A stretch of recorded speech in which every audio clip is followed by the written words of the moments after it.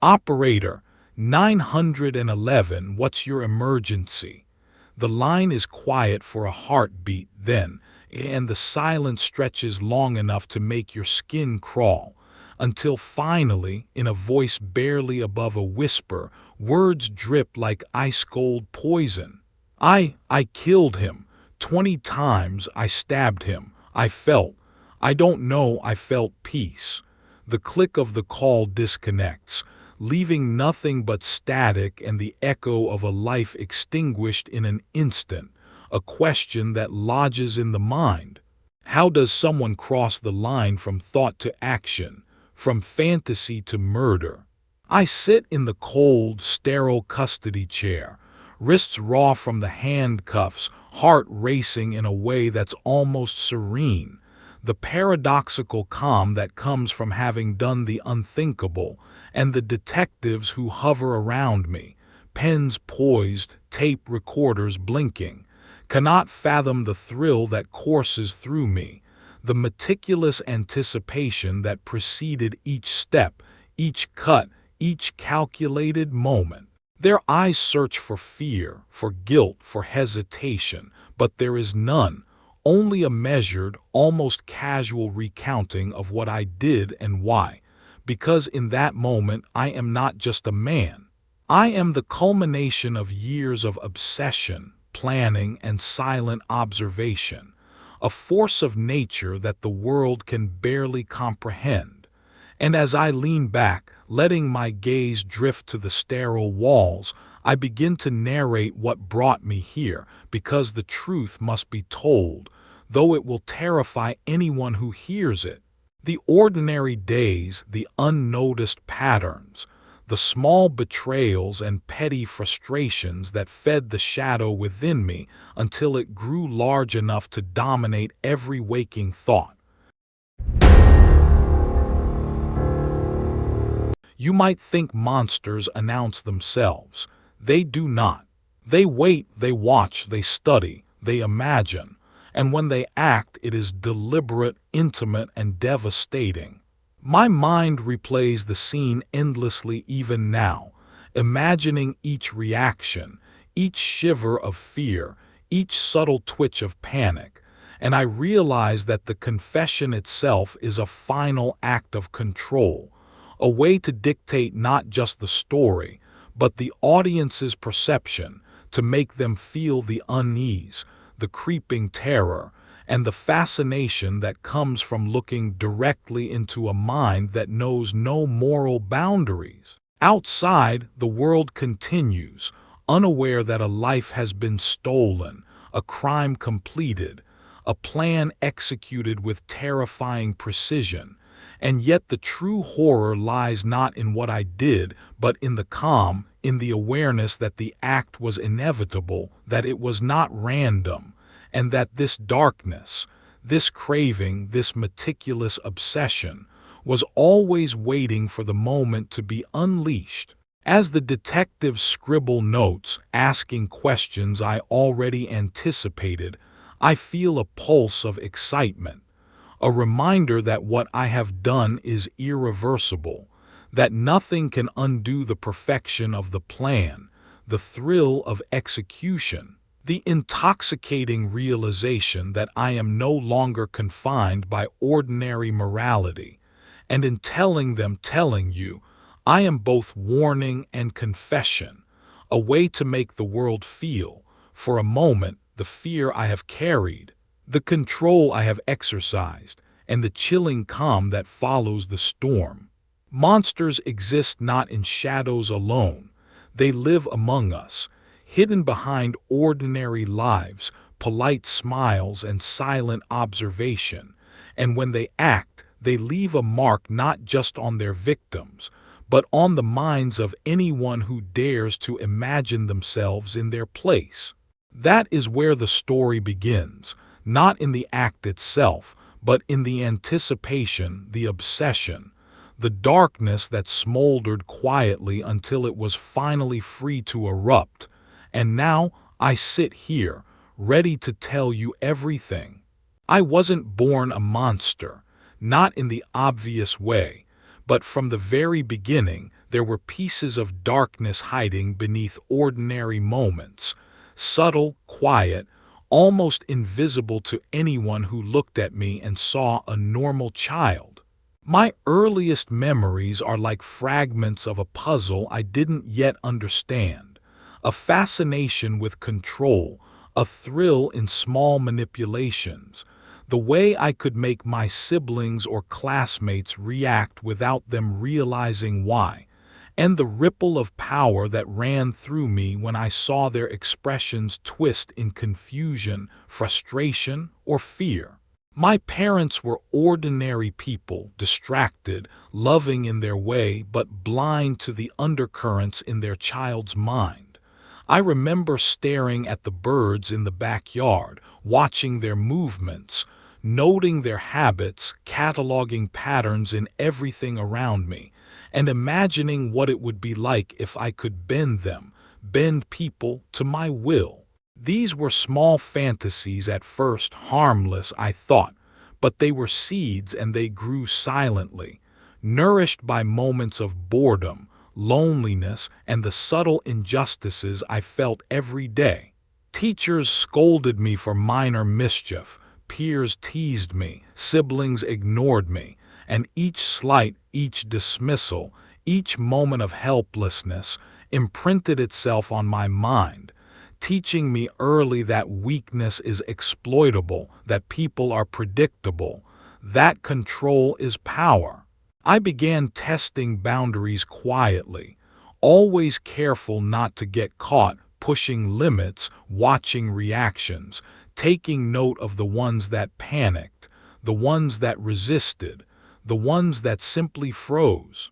It was a game to me, but a game with stakes I didn't yet articulate, and the thrill of the small victories, the whispered compliance, the subtle fear was intoxicating. I learned to observe more than participate, to catalog, to notice patterns in speech, in habits, in the way people's bodies moved, in the way their eyes betrayed what they didn't say. Even at 8 or 9, I understood the fragility of human control, the thin veneer of civility, and the potential to shatter it with calculated precision. It fascinated me, terrified me, and excited me all at once. By the time I reached adolescence, the thoughts grew darker, bolder. I would imagine what it would be like if I could hurt someone without consequence, not out of anger, not out of revenge, but to experience the raw thrill of complete control over life and death. I practiced on small animals first, creatures that could not resist, and the sensation of power was electric.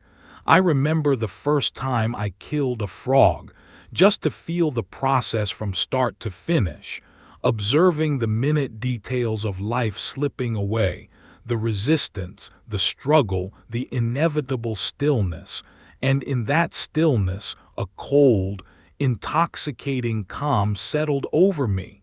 It was a secret I carried, a hidden part of my mind that no one could touch, a dark delight that only I understood.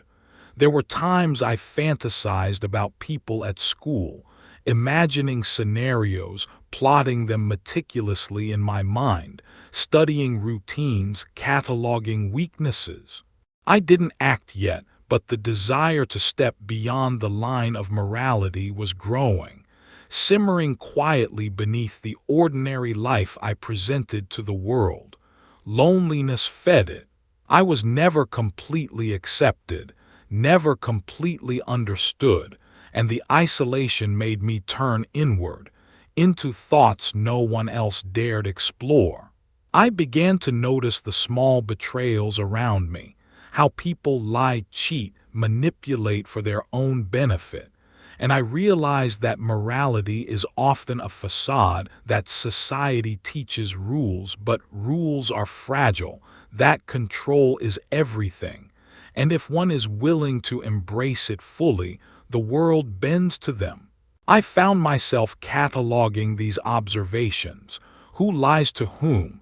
Who fears whom? Who would resist? Who would submit? These were not idle curiosities. They were lessons, mental exercises in understanding the fragility of humans and the thrill of knowing how easily it could all be dismantled. My imagination became my sanctuary, a place where I could explore impulses without restraint, planning intricate scenarios, imagining the execution, feeling the rush of anticipation, the intoxicating mix of fear and thrill, all while presenting an ordinary, harmless exterior to those around me. Teachers never suspected, parents never knew, classmates never noticed, and this only reinforced the satisfaction of hidden power, the delicious paradox of secrecy and control.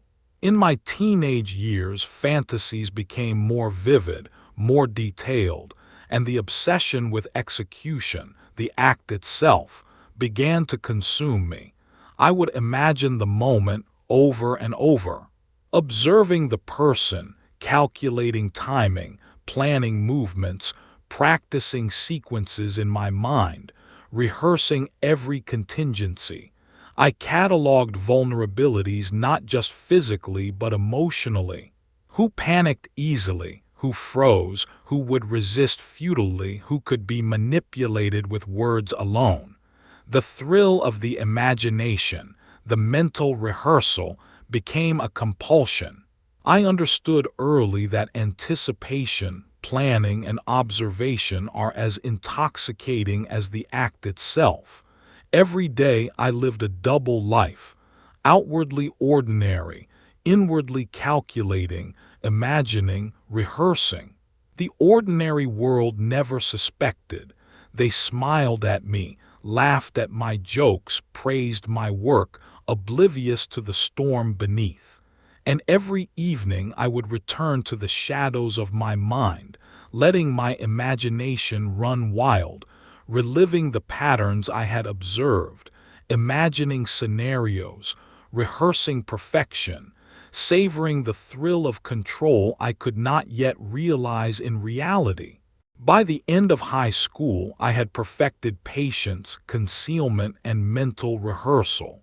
I knew that one day the fantasy would demand reality, that the planning stage must be precise, deliberate, obsessive. And even as I engaged with peers, joined sports, participated in mundane school activities, I was always cataloging, observing, imagining, and anticipating the inevitable moment when thought would transform into action. The world never suspected, and that invisibility, that perfect concealment, was a final, intoxicating thrill that made the eventual act all the more inevitable. As I moved into adulthood, the fantasies that had once been quiet, almost innocent experiments in imagination grew louder, sharper, more insistent. The patterns I had cataloged as a child, the vulnerabilities, the reactions, the fragility of human control, became a constant hum in my mind, an internal drumbeat reminding me that I was different, that I could see the threads of weakness in everyone around me, that I could predict, manipulate, even destroy. Ordinary people live blind to these things, thinking the world is safe, moral, predictable, but I had a map, a mental ledger of fears and impulses, and the more I observed, the more I craved the moment to test it, to step from imagination into reality. I began to notice the world differently, the way people walked at night, alone, how they reacted when startled, how quickly their pulse rose when confronted by fear, how fragile their routines were. Each observation became a rehearsal, a spark of excitement that ran through my veins, a thrill I could not resist. And I was careful, always careful. No one could suspect, no one could see, and I learned to mask the storm inside with laughter, with casual conversation, with ordinary work and trivial social interactions. I wore the mask perfectly, and it made the thrill of my inner life all the more intoxicating. I began to study the psychology of fear deliberately, reading everything I could find on manipulation, vulnerability, crime, and control, not as an academic pursuit, but as a blueprint for the eventual act. I imagined countless scenarios, different victims, different approaches, always meticulous, always calculating the reactions in advance. Some days I would follow people, silently, unseen, noting routines, cataloging weaknesses, imagining what it would be like to confront them, to control them completely. And with each day, my mind became sharper, my obsession more focused, my anticipation a constant hum that I could neither ignore nor resist. The fantasy had evolved into a mental discipline. The thrill was no longer just imagining, it was constructing, rehearsing, planning, perfecting. I relished the control I could exercise in thought, knowing it was only a matter of time before it spilled into action. During these years, I began to notice something crucial about myself. The act of observing, planning, and imagining provided more satisfaction than any impulsive act could. I could feel the thrill of control in every small detail I recorded in my mind. A neighbor leaving their door unlocked, a coworker's subtle habits, a stranger's fleeting fear at the wrong glance. Each observation became a thread in a web I was spinning, a network of possibilities, and the knowledge that I understood these threads, that I could manipulate them if I chose, became a quiet obsession that dominated my thoughts. Sleep became a time for rehearsal. Quiet evenings became opportunities to simulate scenarios in my mind, tracing movements, testing reactions, imagining every contingency, every possible outcome. I was preparing for something I did not yet name aloud, something that both terrified and exhilarated me. The thrill was not just intellectual, it was deeply physical. My heart would race when I imagined success, my stomach twisted with anticipation. My hands would clench as though I were already performing the act. I would replay in my mind potential confrontations with imagined victims, noting their breathing, their tremors, their fleeting expressions of confusion or fear. Each detail was vital, each observation a building block of perfection. And as the fantasies became more intricate, more violent, the desire to act began to merge with the planning, forming a relentless compulsion. I could no longer separate imagination from destiny. The act had become inevitable in my mind, and I embraced that inevitability with a dark delight that no one could understand. I started to refine my own self-discipline, my patience, my ability to mask every emotion, every impulse. People would pass me on the street and smile, oblivious to the storm inside, and that invisibility was intoxicating. I practiced moving silently, observing without being observed, predicting outcomes before they occurred, and perfecting the ability to slip unnoticed into places, both physically and socially, where I could study, rehearse, and plan. Each day I sharpened these skills: precision, observation, patience, control, qualities that would one day make the act not only possible but perfect. I realized that anticipation, the careful building of tension before action, was almost as thrilling as the act itself, and I began to live inside that anticipation, deriving pleasure from the slow, deliberate build-up in my mind. And yet there were moments of dark reflection, fleeting, almost humorous if one could separate the horror from the thought, imagining what detectives might do, how family members might react, how the world would interpret the act, how news reporters might describe it, how neighbors would whisper in disbelief. Each scenario I imagined fueled the obsession, sharpening the desire to act, making it more real, more urgent, more necessary. The thought of someone noticing me, discovering me, challenging me, added to the thrill, because nothing excites the mind more than the delicate dance between invisibility and exposure. By the time I reached my mid-twenties, the plan had taken root fully. I had chosen criteria for potential victims: vulnerability, routine, isolation, predictability. I had imagined tools, approaches, timings, and rehearsed countless scenarios in my mind until they were perfect, until the thrill of anticipation consumed me entirely. I knew that the moment would come when thought and action would merge, and I welcomed it. I was not naive, and I understood the consequences, but the excitement of the act, the power, the absolute control over life and fear was irresistible. I felt a certainty, a conviction that when the time came, the execution would be flawless, and the world would not understand, not because it was impossible to understand, but because ordinary minds cannot fathom the meticulous obsession that leads to such darkness. Even now, recounting these thoughts, I feel the pulse of that anticipation, the thrill of planning, the intoxicating allure of control. The mind of a killer is not chaotic. It is precise, deliberate, patient, endlessly rehearsing, endlessly cataloging, endlessly craving the moment of execution. And in that craving, I became something more than ordinary, something untouchable, something destined to cross the line when the moment demanded it.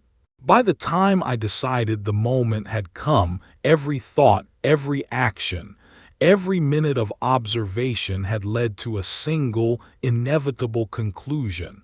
It was time to act.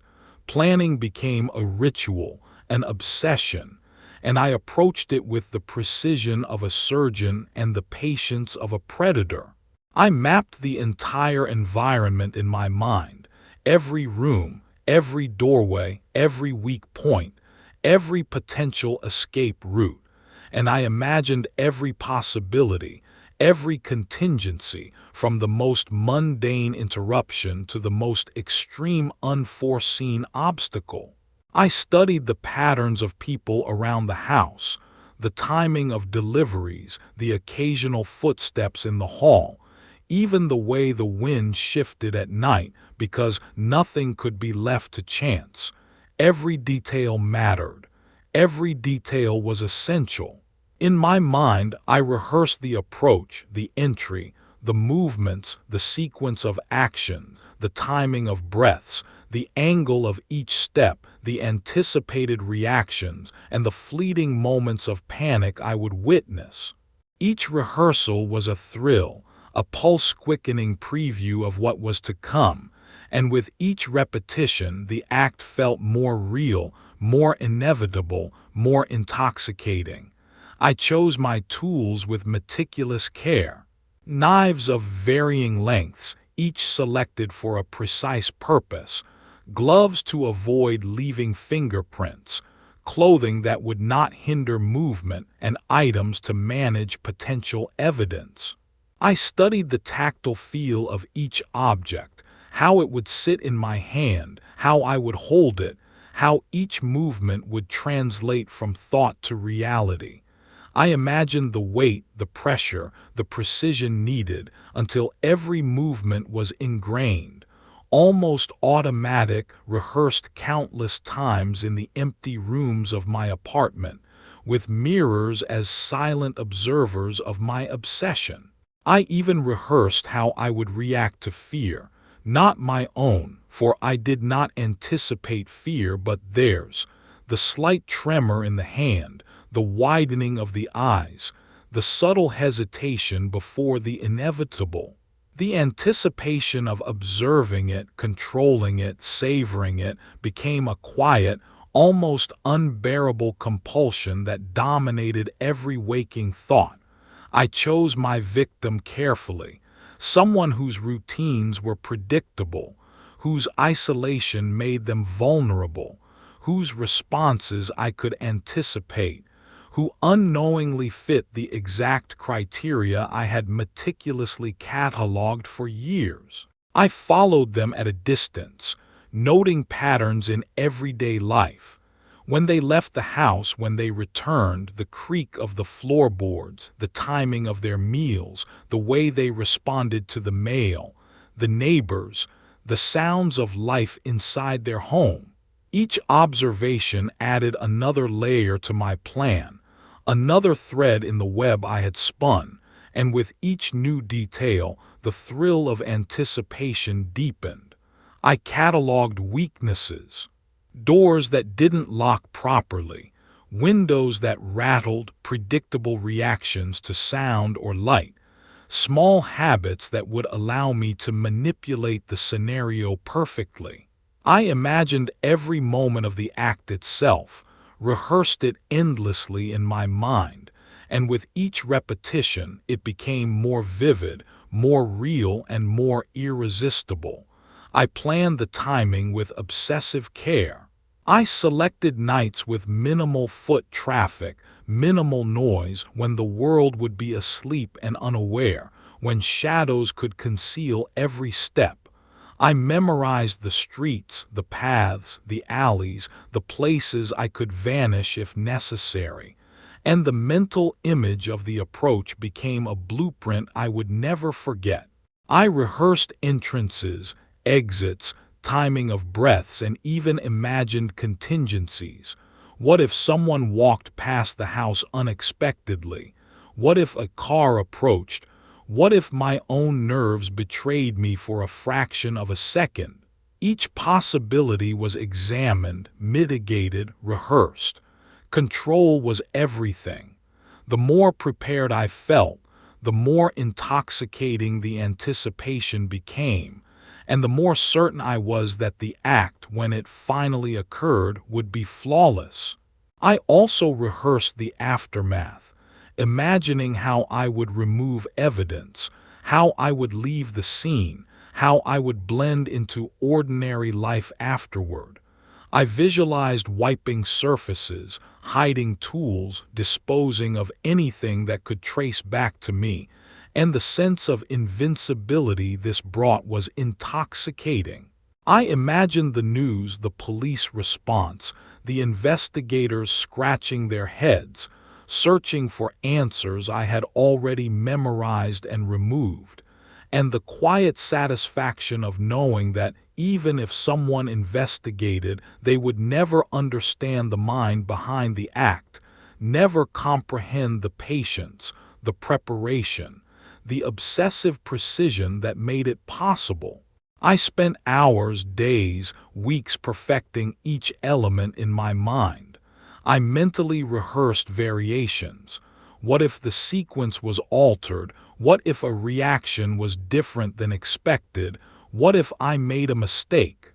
I imagined outcomes, consequences, the thrill of close calls, the adrenaline rush of almost being discovered, the intoxicating fear that someone might notice, and then the exquisite relief when the plan remained perfect. Every scenario strengthened my control, honed my anticipation, and increased the thrill that surged through me with each imagined rehearsal.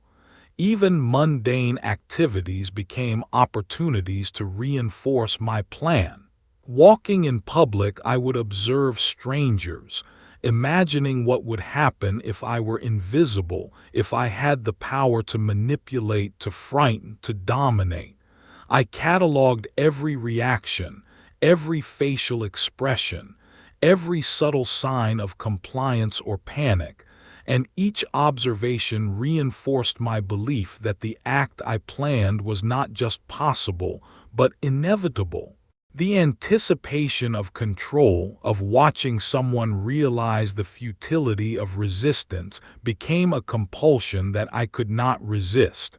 I was patient. I was precise. I was unstoppable. And yet the thrill of waiting, the long, deliberate anticipation before action, was a pleasure unto itself, a slow-burning fire that consumed my thoughts and sharpened every instinct, every calculation, every desire.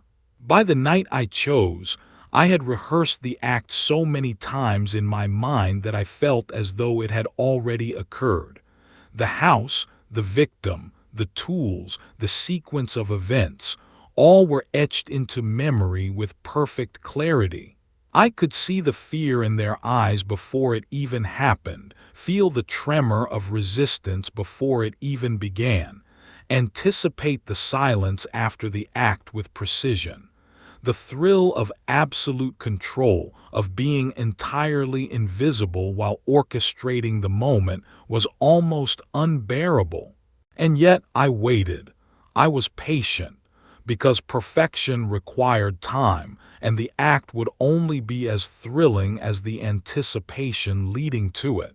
By the time I decided the moment had come, every thought, every action, every minute of observation had led to a single, inevitable conclusion. It was time to act. Planning became a ritual, an obsession, and I approached it with the precision of a surgeon and the patience of a predator. I mapped the entire environment in my mind, every room, every doorway, every weak point, every potential escape route, and I imagined every possibility, every contingency, from the most mundane interruption to the most extreme unforeseen obstacle. I studied the patterns of people around the house, the timing of deliveries, the occasional footsteps in the hall, even the way the wind shifted at night, because nothing could be left to chance. Every detail mattered. Every detail was essential.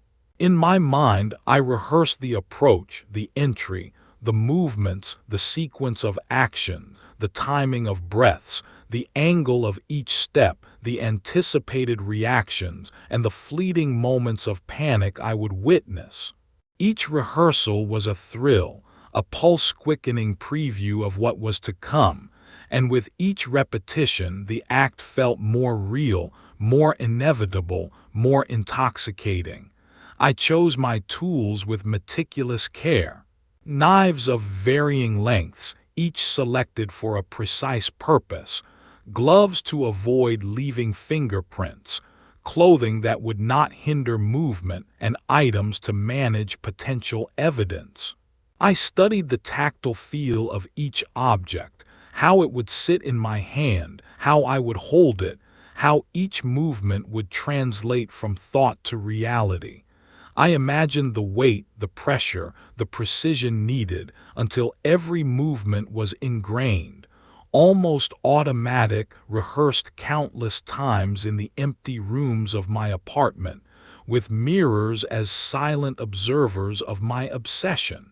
I even rehearsed how I would react to fear, not my own, for I did not anticipate fear but theirs, the slight tremor in the hand, the widening of the eyes, the subtle hesitation before the inevitable.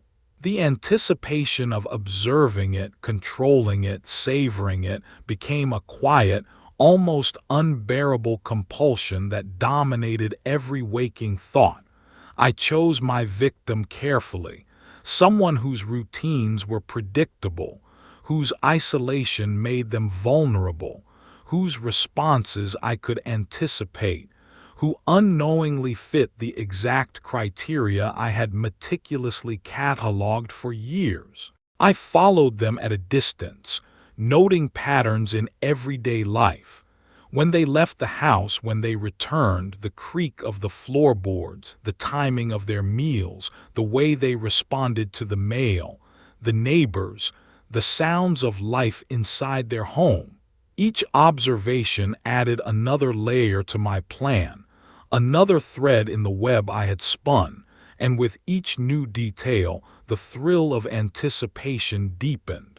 I cataloged weaknesses, doors that didn't lock properly, windows that rattled, predictable reactions to sound or light, small habits that would allow me to manipulate the scenario perfectly.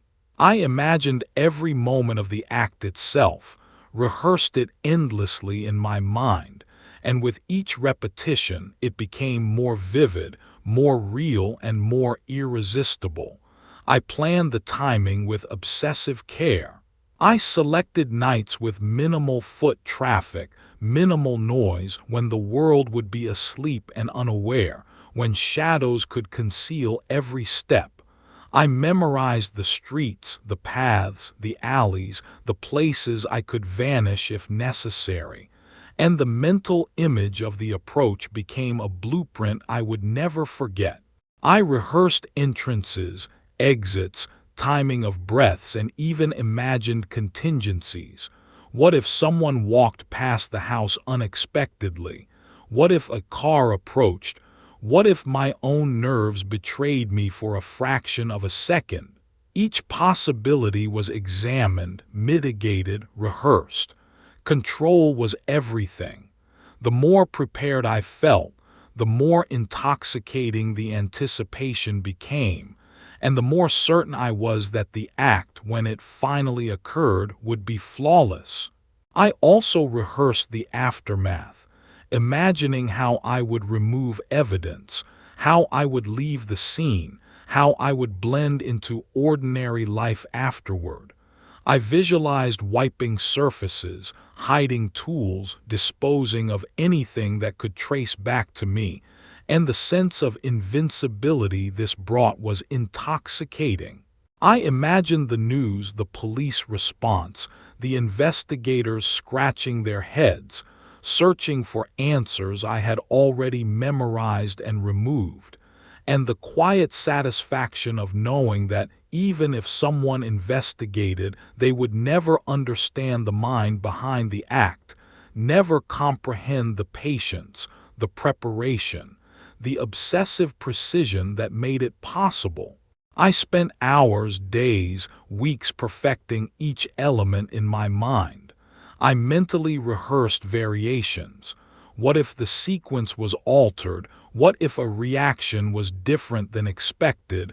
What if I made a mistake? I imagined outcomes, consequences, the thrill of close calls, the adrenaline rush of almost being discovered, the intoxicating fear that someone might notice, and then the exquisite relief when the plan remained perfect.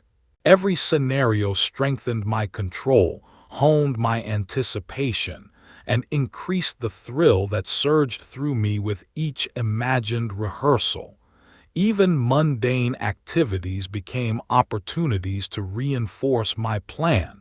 Walking in public, I would observe strangers, imagining what would happen if I were invisible, if I had the power to manipulate, to frighten, to dominate.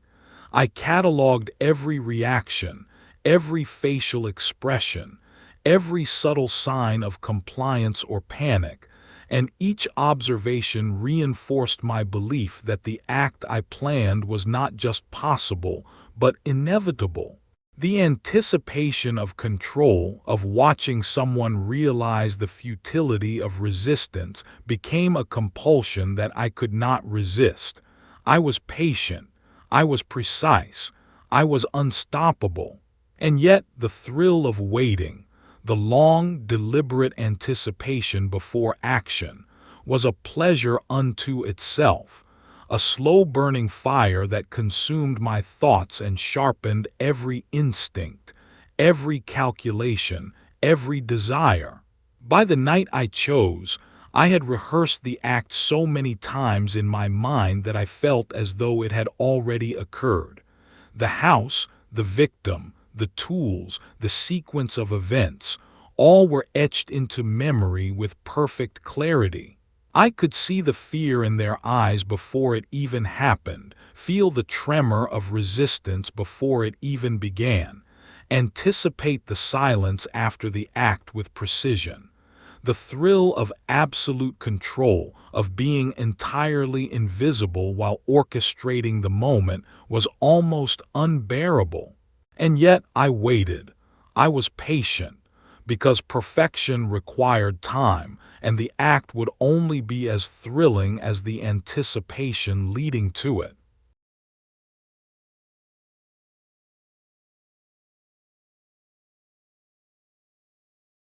The night I chose was absolute darkness, quiet, the kind of stillness that hides everything and everyone, a blanket for sins yet to be committed, and I moved through the streets like a shadow, every step deliberate, every breath controlled, every nerve alive with anticipation. I felt no fear, only a pulse of excitement, a thrill that had been building for years, decades in the making, from the quiet observations of childhood to the obsessive rehearsals of my adult mind.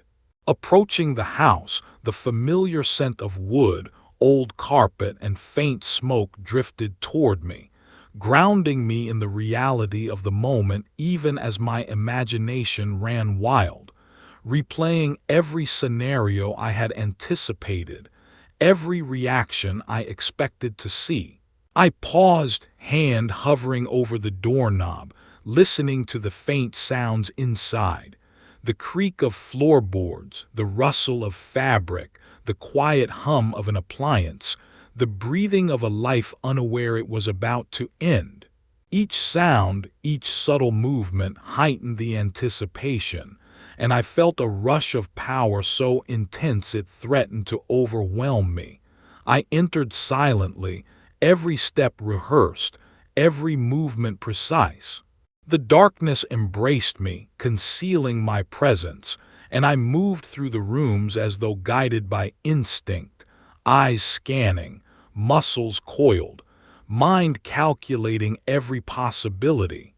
There he was, vulnerable, unaware, a life so ordinary it made the act I was about to commit feel almost surreal. I observed him for a moment, noting the pattern of his breathing, the way his eyes flickered open briefly, the small twitch of his hand, a momentary awareness of the world, the last flicker of control he would ever feel. And then I acted. Each motion was deliberate, precise, calculated, rehearsed countless times in my mind until it felt automatic. The thrill surged through me as he reacted, panic flashing across his features, the struggle brief, futile, predictable, and the satisfaction that accompanied each second was intoxicating. Every step, every movement, every sound was exactly as I had imagined, every reaction catalogued, every twitch recorded in my mind as proof of my control. I could hear my own heartbeat in the silence that followed, each beat a drum marking my dominance, my victory, my transcendence of ordinary morality. The act itself was both horrifying and exhilarating, the physicality of it sharp, the rush of adrenaline electric, and yet there was also a strange calm, a quiet sense of satisfaction that settled over me as though the world had finally aligned with the vision I had carried for so long. The fear in his eyes, the subtle tremors, the futile attempts to resist, all of it was a symphony of control, a crescendo that I had orchestrated perfectly, and as the moment stretched, the finality of the act sank in, the inevitability of death complete, the transformation from thought to reality realized in a way that made the years of preparation worthwhile. I lingered longer than necessary, savoring the aftermath, observing the stillness, feeling the silence wrap around me like a cloak. Every detail mattered. The position of the body, the spread of shadows, the faint traces of struggle, the scent of iron, the subtle warmth of life just gone. It was a tableau of perfection, and I allowed myself the quiet indulgence of examining it, imprinting it on memory as proof of control, as a monument to the precision and obsession that had brought me to this point. The thrill of power, the intoxicating blend of fear and dominance, lingered like a pulse in my veins, a confirmation that the act had matched the vision, that the rehearsal had become reality, and that nothing, no one, could challenge the authority I had exercised in those moments. Then came the cleanup, an extension of the planning, another layer of control. I moved methodically, deliberately, erasing traces, hiding tools, managing evidence with the same meticulous precision I had applied to the act itself. Each motion was rehearsed, each decision calculated, every potential mistake accounted for in advance. The silence of the night was my accomplice, the shadows my allies, the anticipation of potential discovery only heightening the thrill. I imagined the investigators, the detectives, the neighbors, all trying to make sense of an event I had orchestrated with flawless precision, and I felt a private, chilling satisfaction knowing they would never understand the mind behind the act, the patience, the obsession, the meticulous rehearsals that made it all possible. I moved through the house with care, removing evidence, adjusting the scene to perfection, leaving behind only the emptiness and the faint echoes of fear I had observed. The world outside continued in ignorance, oblivious to the transformation that had occurred within those walls, and I felt an almost divine satisfaction in my invisibility, in the knowledge that I had touched life and death, fear and ecstasy, all in a single, deliberate act. I imagined the news reports, the headlines, the whispers, the investigators' bafflement, and the anticipation of being hunted, pursued, analyzed, and studied. It all became part of the thrill, part of the dance between control and exposure that had fascinated me for years. Even as I left the house, blending into the darkness, I replayed every step in my mind, every motion, every reaction, every breath, ensuring the memory of the act remained flawless, etched permanently, a proof of my precision, my obsession, my power. I felt the intoxicating blend of fear, triumph, and exhilaration course through me, a physical and mental high that lingered, a confirmation that the act had fulfilled the long years of anticipation, rehearsal, and obsession. I had become more than a man in that moment. I had become the embodiment of control, a predator, a master of fear and precision, and the knowledge of that transformation thrilled me in ways ordinary experiences never could. The night stretched on, and yet I did not tire. Every sensation, every memory, every thought of what had occurred replayed endlessly, reinforcing the thrill, sharpening the obsession, reminding me that the act itself was only part of the pleasure, the anticipation, the preparation, the mental rehearsal, the absolute control over life, fear, and consequence was as intoxicating as the act itself. And even now, recalling it, recounting it, the memory pulses through me, a reminder of the darkness I embrace, the power I have exercised, and the inevitability of what I am destined to be. A force of calculated obsession, a psycho killer whose thrill comes not just from the act of taking life, but from the meticulous anticipation, the slow-burning tension, the intoxicating satisfaction of perfect execution. The moment I stepped away from the scene, The night seemed to stretch around me, thick with silence, as though the world itself was holding its breath, allowing me to vanish into the shadows I had studied so carefully for months. Every step I took was deliberate, measured, a continuation of the meticulous planning that had carried me through the act itself. The streets were quiet, but I imagined every possible interruption. A car door slamming, a flashlight beam cutting through darkness, the distant echo of a neighbor stepping outside, a siren wailing in the distance. Each imagined hazard only heightened the thrill, a pulse-quickening reminder that control is never absolute, that anticipation and tension are as intoxicating as the act itself. My senses were alive, attuned to the faintest sound, the slightest movement, the subtlest hint that the world might notice my presence. And yet, despite the awareness of danger, there was an almost ecstatic calm, a satisfaction that every contingency I had rehearsed was working, that my escape had been anticipated, perfected, and now executed flawlessly. I moved methodically, ensuring no trace of me remained behind. Every glove, every tool, every fiber, every footprint was accounted for, erased, or hidden.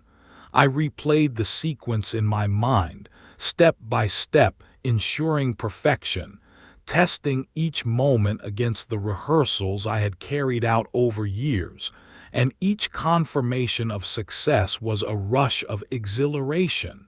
There was a peculiar intimacy in the aftermath, the act complete, the evidence removed, and yet the world outside blissfully unaware of the darkness I had released into its quiet normality.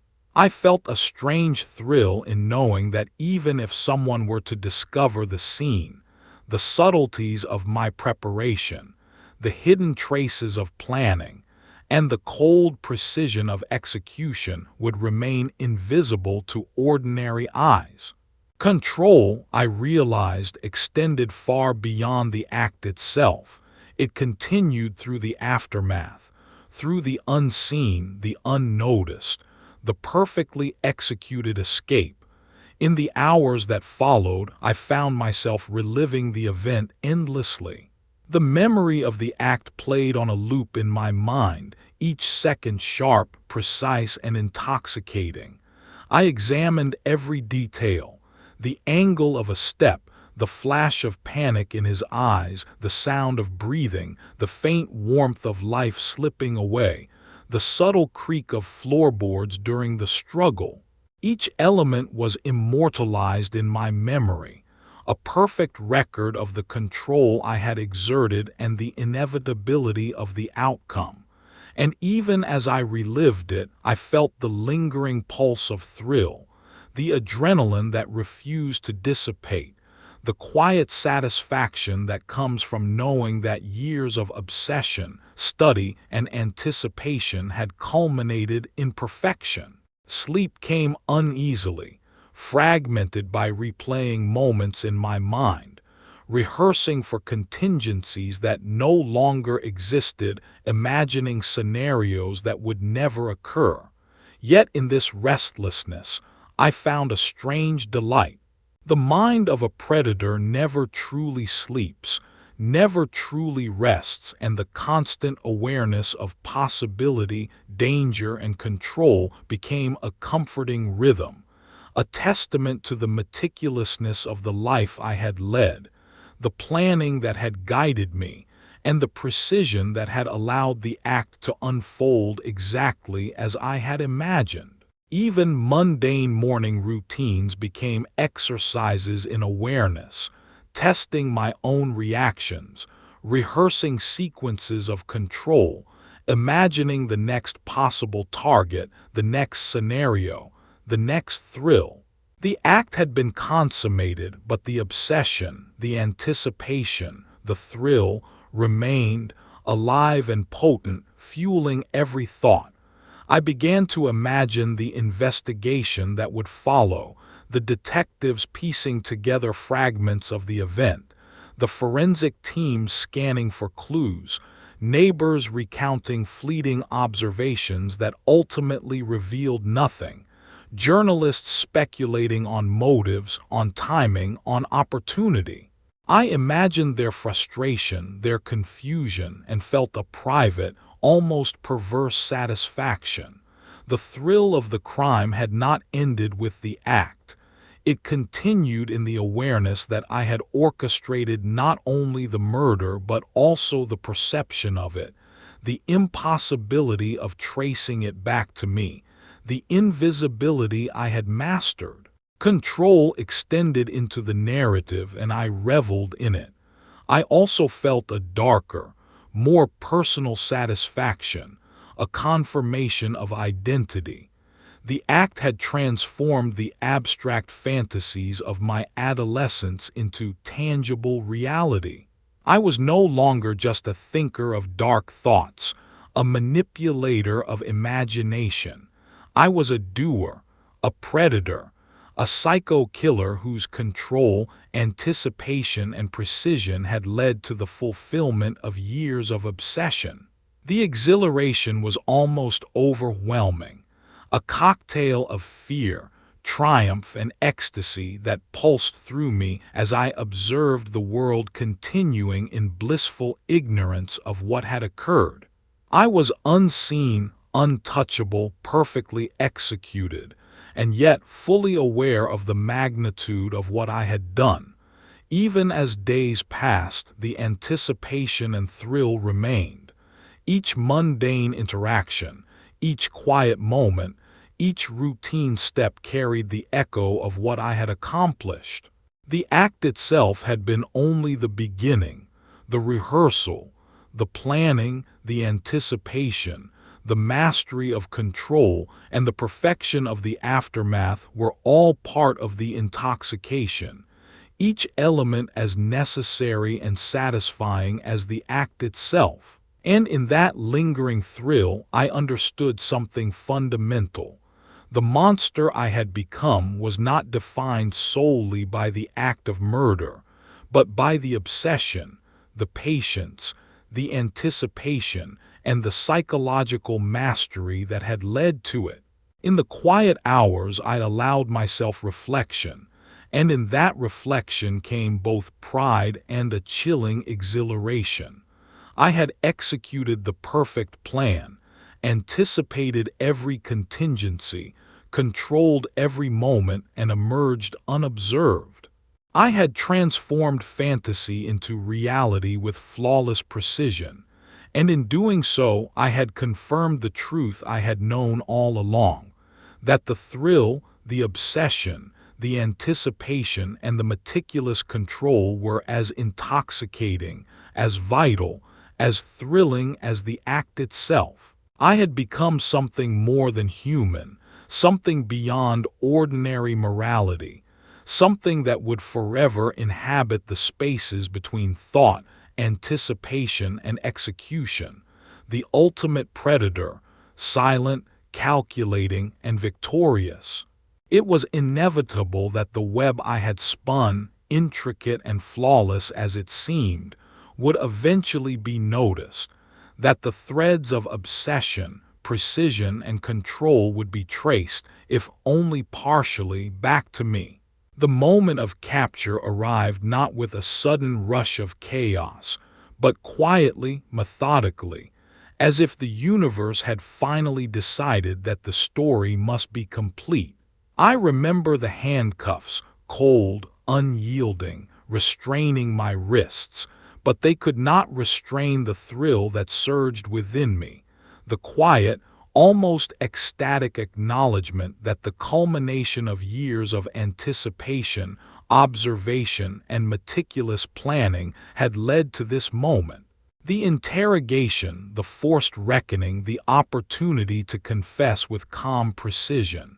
There was no fear, no regret, only a controlled exhilaration, a sense that I was about to dictate not just the story of the crime, but the perception of it, the very narrative of who I had become.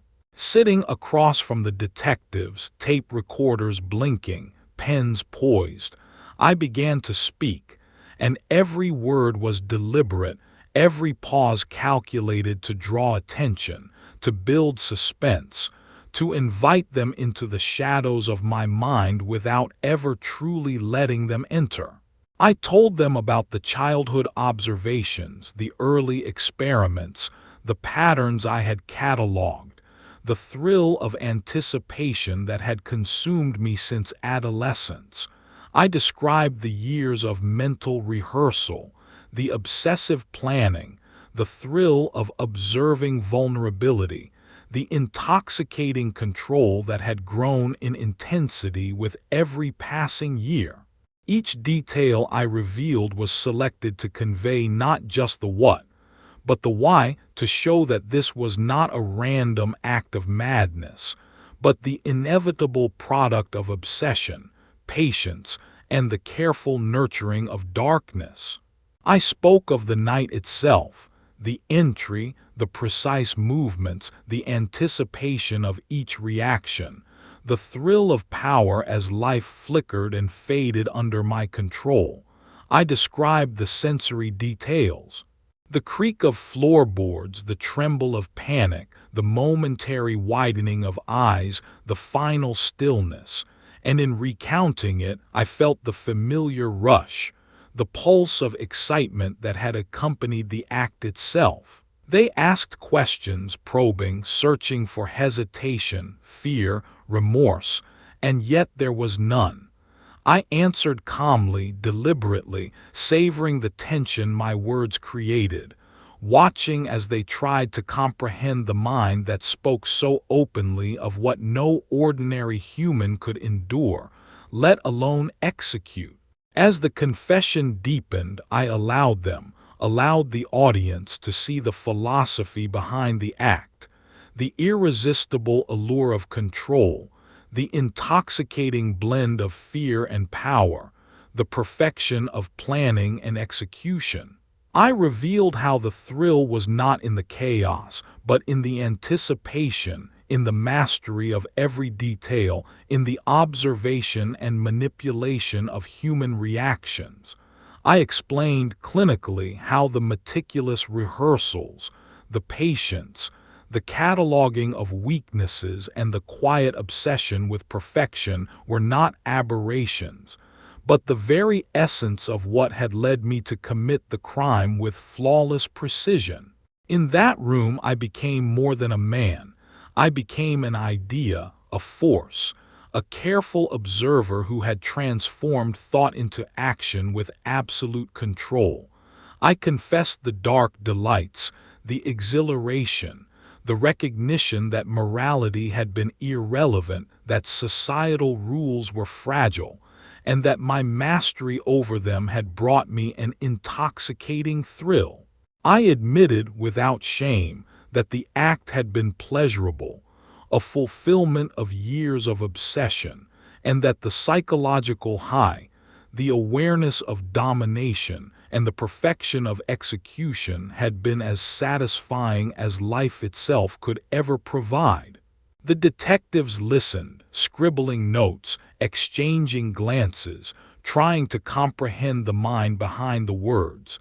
The calm, chilling voice that described horror with clarity and calm detachment.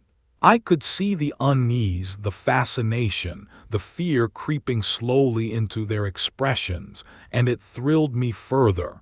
Control, I realized, extends beyond action. It extends into perception, into how others understand or fail to understand, the mind that orchestrates events with precision. And in that room I controlled more than the crime. I controlled the narrative, the fear, and the obsession itself. Finally, as the tape recorder hummed, as pens scratched across paper, I allowed myself the last indulgence, acknowledgement of who I had become. I was no longer merely a man who committed murder. I was a psycho killer, a predator, a master of anticipation and execution, a being who had studied, rehearsed, and perfected the ultimate act of control. I embraced it fully, openly, letting every word, every pause, every detail convey the identity I had cultivated over decades of observation, obsession, and meticulous planning. In confessing, I revealed not just the crime, but the mind behind it, the monster that lived quietly, patiently, and with absolute certainty until it was unleashed. And as the interrogation room faded around me, as the echo of my confession lingered in the sterile walls, I knew that the story was complete, not because the act itself had ended, but because the control, the anticipation, and the obsession had achieved their final purpose: to terrify, to fascinate, and to reveal the mind of a killer who found not just thrill, but identity in the meticulous orchestration of fear, power, and absolute domination. The confession was the ultimate act, the final flourish, and in that revelation the world glimpsed, however briefly, the perfect culmination of years of darkness, patience, and calculated obsession.